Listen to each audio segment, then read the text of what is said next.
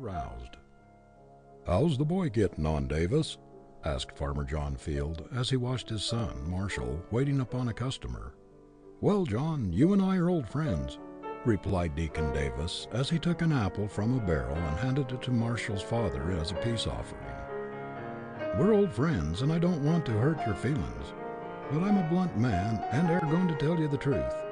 Marshall is a good, steady boy, all right, but he wouldn't make a merchant if he stayed in my store 1,000 years. He weren't cut out for a merchant. Take him back to the farm, John, and teach him how to milk cows."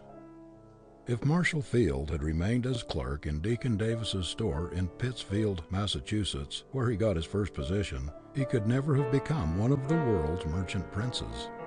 But when he went to Chicago and saw the marvelous examples around him of poor boys who had won success, it aroused his ambition and fired him with the determination to be a great merchant himself. "If others can do such wonderful things," he asked himself, "why cannot I?" Of course, there was the making of a great merchant in Mr. Field from the start, but circumstances and ambition-arousing environment had a great deal to do with stimulating his latent energy and bringing out his reserve force. It is doubtful if he would have climbed so rapidly in any other place than Chicago.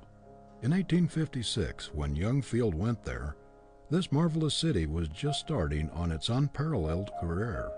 It had then only about 85,000 inhabitants. A few years before, it had been a mere Indian trading village. But the city grew by leaps and bounds and always beat the predictions of its most sanguine inhabitants. Success was in the air. Everybody felt there were great possibilities there. Many people seem to think that ambition is a quality born within us that is not susceptible to improvement, that it is something thrust upon us which will take care of itself.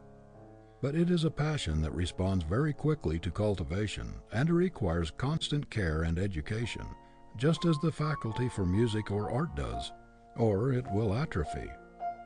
If we do not try to realize our ambition, it will not keep sharp and defined. Our faculties become dull and soon lose their power if they are not exercised. How can we expect our ambition to remain fresh and vigorous through years of inactivity, indolence, or indifference? If we constantly allow opportunities to slip by us without making any attempt to grasp them, our inclination will grow duller and weaker. "What I most need," as Emerson says, "is somebody to make me do what I can." To do what I can, that is my problem. Not what a Napoleon or Lincoln could do, but what I can do. It makes all the difference in the world to me whether I bring out the best thing in me or the worst, whether I utilize 10, 15, 25, or 90% of my ability.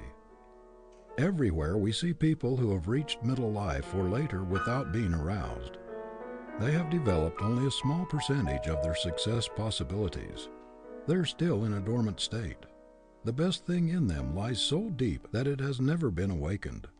When we meet these people, we feel conscious that they have a great deal of latent power that has never been exercised. Great possibilities of usefulness and of achievement are all unconsciously going to waste within them.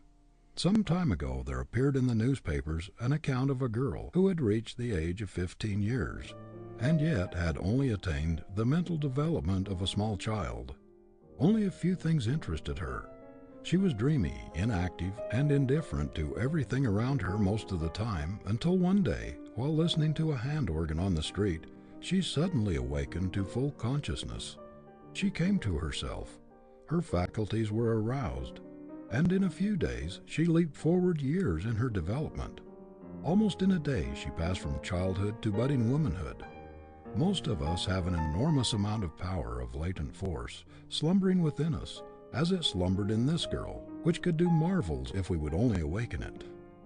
The judge of the municipal court in a flourishing western city, one of the most highly esteemed jurists in his state, was in middle life before his latent power was aroused, an illiterate blacksmith. He is now 60, the owner of the finest library in his city, with the reputation of being its best-read man, and one whose highest endeavor is to help his fellow man. What caused the revolution in his life? The hearing of a single lecture on the value of education. This was what stirred the slumbering power within him, awakened his ambition, and set his feet in the path of self-development. I've known several men who never realized their possibilities until they reached middle life. Then they were suddenly aroused, as if from a long sleep, by reading some inspirating, stimulating book, by listening to a sermon or lecture, or by meeting some friend, someone with high ideals, who understood, believed in, and encouraged them. It will make all the difference in the world to you whether you are with people who are watching for ability in you, people who believe in, encourage, and praise you, or whether you are with those who are forever breaking your idols, blasting your hopes, and throwing cold water on your aspirations. The chief probation officer of the Children's Court in New York, in his report for 1905, says, "Removing a boy or girl from improper environment is the first step in his or her reclamation." The New York Society for the Prevention of Cruelty to Children, after 30 years of investigation of cases involving the social and moral welfare of over 500,000 children, has also come to the conclusion that environment is stronger than heredity. Even the strongest of us are not beyond the reach of our environment. No matter how independent, strong-willed, and determined our nature, we are constantly being modified by our surroundings. Take the best-born child with the greatest inherited advantages, and let it be reared by savages, and how many of its inherited tendencies will remain? If brought up from infancy in a barbarous, brutal atmosphere, it will, of course, become brutal. The story is told of a well-born child who, being lost or abandoned as an infant, was suckled by a wolf with her own young ones, and who actually took on all the characteristics of the wolf, walked on all fours, howled like a wolf, and ate like one. It does not take much to determine the lives of most of us. We naturally follow the example about us, and as a rule we rise or fall according to the strongest current in which we live. The poet's "I am a part of all that I have met" is not a mere poetic flight of fancy. It's an absolute truth. Everything, every sermon or lecture or conversation you have heard, every person who has touched your life, has left an impress upon your character, and you are never quite the same person after the association or experience. You are a little different, modified somewhat from what you were before, just as Beecher was never the same man after reading Ruskin. Some years ago, a party of Russian workers were sent to this country by a Russian firm of shipbuilders in order they might acquire American methods and catch the American spirit. Within 6 months, the Russians had become almost the equals of American artisans among whom they worked.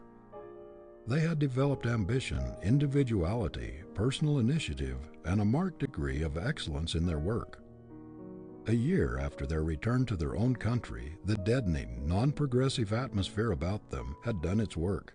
The men had lost the desire to improve. They were again plodders, with no goal beyond the day's work. The ambition aroused by stimulating environment had sunk to sleep again. Our Indian schools sometimes publish, side by side, photographs of the Indian youths as they come from the reservations and as they look when they are graduated. Well-dressed, intelligent, with the fire of ambition in their eyes. We predict great things for them, but the majority of those who go back to their tribes, after struggling a while to keep up their new standards, gradually drop back to their old manner of living. There are, of course, many notable exceptions, but these are strong characters, able to resist the downward dragging tendencies about them. If you interview the great army of failures, you will find that multitudes have failed because they never got into a stimulating, encouraging environment, because their ambition was never aroused, or because they were not strong enough to rally under depressing, discouraging, or vicious surroundings. Most of the people we find in prisons and poorhouses are pitiable examples of the influence of an environment which appealed to the worst instead of to the best in them. Whatever you do in life, make any sacrifice necessary to keep an ambition-arousing atmosphere, an environment that will stimulate you to self-development. Keep close to people who understand you, who believe in you, who will help you to discover yourself and encourage you to make the most of yourself. This may make all the difference to you between a grand success and a mediocre existence. Stick to those who are trying to do something and to be somebody in the world. People of high aims, lofty ambition, keep close to those who are dead in earnest. Ambition is contagious. You will catch the spirit that dominates your environment. The success of those about you who are trying to climb upward will encourage and stimulate you to struggle harder if you have not done quite so well yourself. There is a great power in a battery of individuals who are struggling for the achievement of high aims, a great magnetic force which will help you to attract the object of your ambition. It is very stimulating to be with people whose aspirations run parallel with your own. If you lack energy, if you are naturally lazy, indolent, or inclined to take it easy, you will be urged forward by the constant prodding of the more ambitious.